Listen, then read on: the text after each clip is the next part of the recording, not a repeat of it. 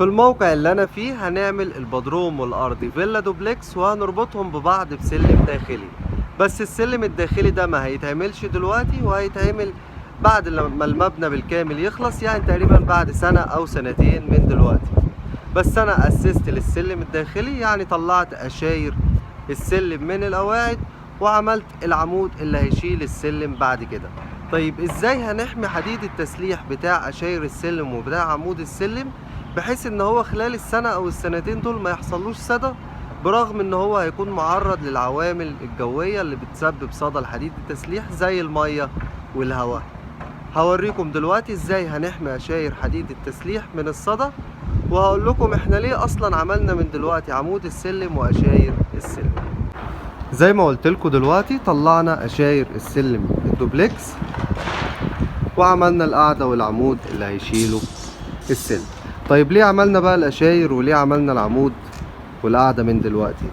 لان انا هعزل القواعد المسلحة والسملات وهردم ما بينها كلها علشان هصب الاس او جي او الخرسانة اللي هتبقى فوق الردم، وابدا اشتغل في السقف البدروم او الاسقف اللي فوق.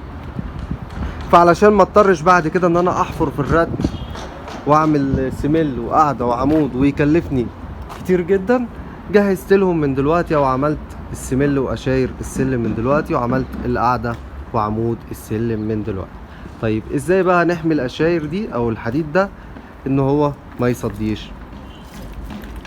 هندهنه بمادة منع للصدى. في انواع كتير للمادة المنع للصدى، اشهرها ايه؟ اشهرها مادة كيمابوكس 131 بتاعت كيماويات البناء الحديث، ومادة سيكا زنكريتش من شركة سيكا. والمادة اللي معانا دي لف العبوة كده، والمادة اللي معانا دي اللي هي من شركة تراي كيم، وده اسمها للي عايز يشتريه اسمها تراي زنك. المادة دي عبارة عن مركبين، مركب ايه اللي هو العبوة دي، ومركب بي اللي هو العبوة دي، لو مكتوب عليها بارت بي او جزء بي. بنخلطهم على بعض ونبدأ ندهنهم بالفرشة بالشكل اللي انتوا شايفينه ده.